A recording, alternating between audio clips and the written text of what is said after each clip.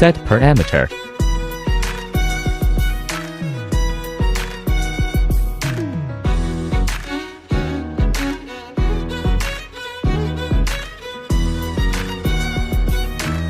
Adjust the height and speed of the roller.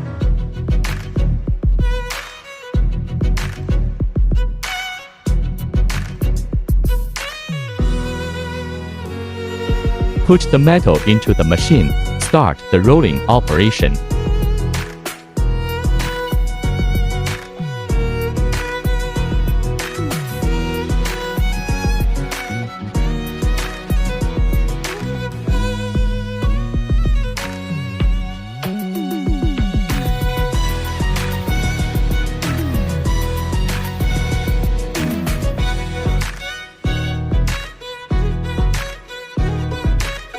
The metal becomes flat and smooth after multiple rolling.